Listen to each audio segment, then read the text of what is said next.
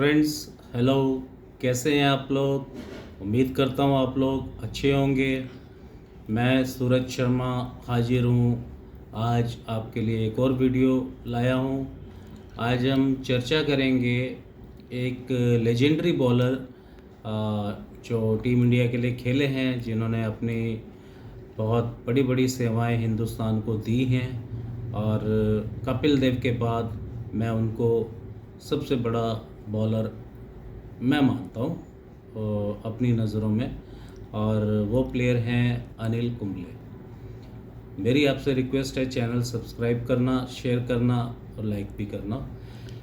तो अनिल कुंबले, चलो पहले हम इनका थोड़ा सा बेसिक वो देख लेते हैं। ये इनकी जो एजुकेशन है, बैचलर्स इन इंजीनियरिंग है, प्लस इन्होंने मैकेनिकल इंजीनियरिंग में भी डिग्री ली हुई है आरबीसी कॉलेज, राष्ट्रीय विद्यालय कॉलेज ऑफ इंजीनियरिंग बेंगलोर से।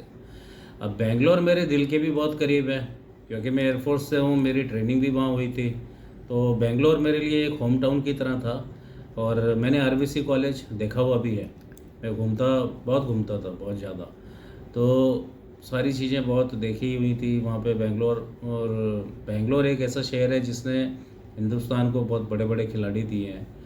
जो बाकी हैं उनकी चर्चा अगले वीडियो में करेंगे। आज अनिल कुंबले के लिए, तो अनिल कुंबले ने इंटरनेशनल करियर में जो डेब्यू किया था वो 1990 में किया था।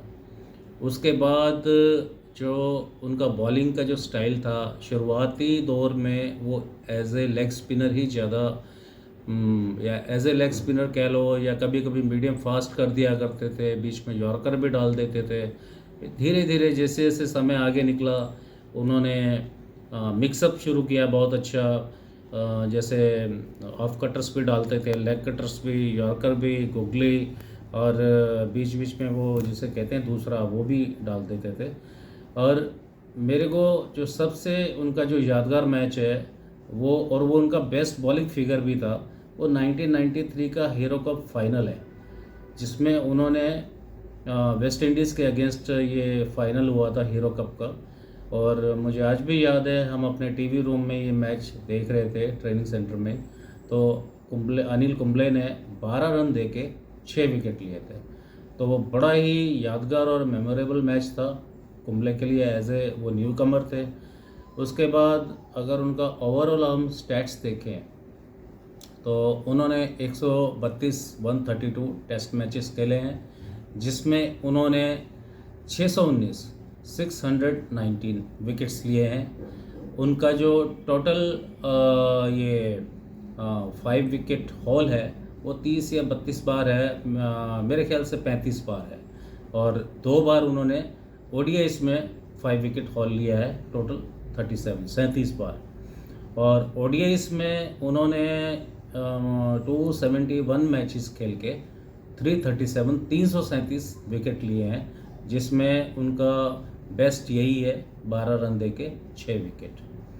अच्छा, अगर रनों के हिसाब से देखें तो अनिल कुंबले ने 132 टेस्ट मैचों में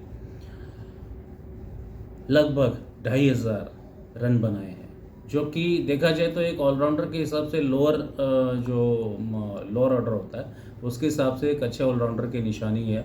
2500 रन बनाना आसान बात नहीं है टेस्ट क्रिकेट में, लोअर ऑर्डर के लिए, जब आप 10वें 11वें नंबर पे बैटिंग कर रहे हो। और प्लस उन्होंने एक सेंचुरी भी लगाई है, 110 और 5 हाफ सेंचुरीज भी हैं उनकी। ओडीआईस में उन्होंने जो कुल मिला के 900 समथिंग 900 कुछ रन बनाए हैं, हाईएस्ट उसका 26 है।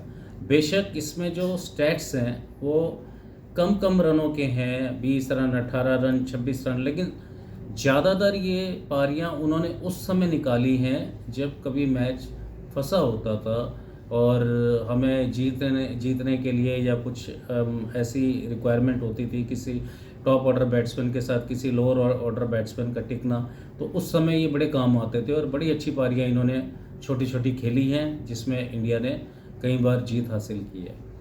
टोटल जो इनके विकेट्स हैं ओडीआई और टेस्ट मैचों के मिला के, वो 956 956 है। अगर थोड़ा 1-2 साल की क्रिकेट इनके अंदर थी, क्योंकि 2008 में ये इन्होंने रिटायरमेंट लिया था, और उस समय जो ग्रेग चैपल जो प्रेशर बना के चले गए थे टीम इंडिया पे, उसका बहुत सा असर 3 खिलाड़ियों पे तो हुआ था। एक सौरव गांगुली, राहुल द्रविड़ और अनिल कुंबले। मजबूरन इनको जाना पड़ा था, जबकि अगर ये चाहते तो एक आधा साल क्रिकेट और खेल सकते थे। अनिल कुंबले अगर 1 साल और खेल जाते तो इनके 1000 विकेट ओडीआई और T20 में हो जाते मुथैया मुरलीधरन के बाद। और 2008 में ये 2007 के बाद जब राहुल द्रविड़ ने जब कैप्टेंसी उनसे जब ली, उन्हें जब हटाया गया, तो अनिल कुंबले को कैप्टन भी बनाया गया था थोड़े समय के लिए। एक अच्छे कप्तान भी साबित हुए। हालांकि इन्हें कोई बहुत बड़ी मेजर कोई टूर्नामेंट या कोई बहुत बड़ी सीरीज़ खेलने का इत्तेफाक नहीं हुआ इनको, लेकिन जितना भी ये खेले अपने साथियों के साथ, इनके साथ जितने भी सीनियर्स थे, चाहे वो सचिन तेंदुलकर हो, राहुल द्रविड़ हों, सौरव गांगुली हों, या फिर जो जितने और भी बड़े बड़े प्लेयर्स थे, उसमें वीरेंद्र सहवाग थे, मेरे ख्याल से गौतम गंभीर भी थे, महेंद्र सिंह धोनी भी थे, सबके साथ अच्छा कोऑर्डिनेशन था। हरभजन सिंह भी थे, तो जाहिर खान, जवागल श्रीनाथ, टीम बड़ी मतलब मजबूत और सॉलिड नज़र आती थी। तो अनिल कुंबले अपने आप में एक कंप्लीट पैकेज थे, एक बॉलिंग का तोहफा थे हिंदुस्तान के लिए। इनके बाद जो सबसे ज़्यादा विकेट्स लेने का जो नंबर आता है वो रविचंद्रन अश्विन का है, फिर हरभजन सिंह का है। ये तीनों स्पिनर्स हैं। लेकिन टिल डेट मैं आज भी ये मानता हूँ कि कपिल देव इंडिया के आज तक नंबर 1 बॉलर गिने जाएंगे, क्योंकि कपिल देव उस समय आए बॉलिंग अरीना में जब इंडिया के पास कभी कोई फास्ट बॉलर होता ही नहीं था, और कपिल एक रेवोल्यूशन लेके आए थे कि फास्ट बॉलिंग ने हमारे यहाँ जन्म लिया, और फिर आज हमारे पास एक से एक बेहतरीन बॉलर है। उनसे पहले क्रिकेट रिलाई करती थी बॉलिंग के लिहाज से बिशन सिंह बेदी, प्रसन्ना, चंद्रशेखर या और ऐसे ही स्पिनर्स होते थे जिनके ऊपर क्रिकेट का दारोमदार बॉलिंग का होता था। और अनिल कुंबले ने जब ये 1990 में जब क्रिकेट खेलना शुरू किया, तो इन्होंने पूरी तरीके से क्रिकेट के जो मापदंड थे वो बदल के रख दिए थे। वो उसका मैं उदाहरण आपको देता हूँ।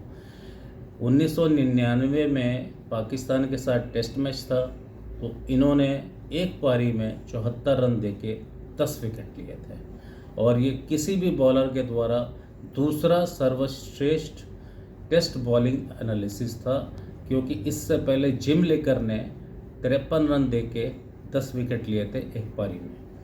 लेकिन जिम लेकर और अनिल कुंबले का अगर मैं कंपैरिजन करूं, तो इसमें से अनिल कुंबले ज़्यादा मुझे हैवी नज़र आते हैं। वो इसलिए क्योंकि जब जिम लेकर खेला करते थे, या जब उस समय की जो क्रिकेट थी 40 या 50 की दहाई की, तो वो ज़्यादातर ऑस्ट्रेलिया और इंग्लैंड के बीच हुआ करती थी। वो एक दूसरे के साथ यूज्ड टू थे, सबको एक दूसरे की कमियों का और उनके जो पॉजिटिव नेगेटिव्स थे, जो वो एक दूसरे को अच्छी तरीके से जानते थे। उसमें बैट्समैन भी अच्छा स्कोर कर जाते थे, और उसमें बॉलर्स भी अच्छे विकेट्स ले आते थे। सर डॉन ब्रैडमैन भी इसका उदाहरण है, क्योंकि उन्होंने सारी क्रिकेट अपनी इंग्लैंड के अगेंस्ट ही खेली है। और जब अनिल कुंबले का दौर आया, तो हमारे जो टेस्ट क्रिकेट कंट्रीज़ हैं, जो टेस्ट क्रिकेट खेलने वाले जो देश हैं, उनकी संख्या बढ़ चुकी थी। वो तकरीबन 9 या 10 कंट्रीज़ देश ऐसे थे जो टेस्ट क्रिकेट खेल रहे थे। और अनिल कुंबले ने हर देश की धरती पे, चाहे वो बांग्लादेश हो, पाकिस्तान हो, श्रीलंका हो, साउथ अफ्रीका हो, ऑस्ट्रेलिया हो, न्यूजीलैंड हो, वेस्ट इंडीज़ हो, इंग्लैंड हो, भारत हो, सब जगह अपना रंग छोड़ा और अपने आप को प्रूव किया। तो इस लिहाज से मैं अनिल कुंबले का जो बॉलिंग विश्लेषण प्लस जो उनका बॉलिंग करियर है, जो जिम लेकर कई लोग जिम लेकर के जो 10 विकेट हॉल है उसका बहुत उसको ज़्यादा वो मानते हैं, लेकिन मेरे ख्याल से अनिल कुंबले का जो 10 विकेट हॉल है वो ज़्यादा इफ़ेक्टिव है। क्योंकि जब आप हर तरीके के पिचेस पे और डिफरेंट तरीके की टेक्निकल जो प्लेयर्स होते हैं उनकी टेक्निक के खिलाफ जब बॉलिंग करते हैं तब आपको मुश्किल आती है इतने बड़े नंबर्स में विकेट निकालना। और ये अनिल कुंबले की महानता थी। अनिल कुंबले का एक बहुत कलरफुल करियर रहा है, जिसमें उन्होंने हम सबको ही नहीं, हिंदुस्तानियों को नहीं, पूरे विश्व के जितने भी क्रिकेट प्रेमी हैं उनको रोमांचित भी किया और उनको एक अच्छा क्रिकेट देखने को भी दिया। अनिल कुंबले हमेशा हमेशा के लिए याद रखे जाएंगे। एक बहुत बड़े पिलर रहे हैं हमारी बॉलिंग के। और मेरा ख्याल है अनिल कुंबले काफ़ी लंबे समय तक, जहाँ तक अभी नज़र आता है, जो अभी नज़र आ रहा है, उस हिसाब से ये सचिन तेंदुलकर जैसे रनों में और सेंचुरीज़ में नंबर 1 है, ऐसे ही अनिल कुंबले भी इंडिया की तरफ से, इंडिया के लिए हमेशा नंबर 1 रहेंगे। और ये था मेरा एनालिसिस अनिल कुंबले के ऊपर। अनिल कुंबले को मैं जाती तौर पे भी काफ़ी पसंद करता था, क्योंकि उनकी बॉलिंग देखने का मज़ा आता था। अलग अलग एक ही ओवर में 6 तरीके की अलग बॉलें डाल के वो बैट्समैन को परेशान करते रहते थे। तो अनिल कुंबले जी, आपको हमेशा आपको याद रखा जाएगा और हम सलाम पेश करते हैं। तो दोस्तों, आज हमने बात की अनिल कुंबले जी के क्रिकेट करियर पे। नेक्स्ट टाइम फिर हाजिर होऊंगा किसी और प्लेयर की विशेषताएं और उनके क्रिकेट करियर पे बात करने के लिए।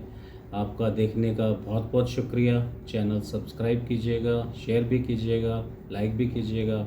मिलता हूँ आपसे अगले वीडियो में। धन्यवाद।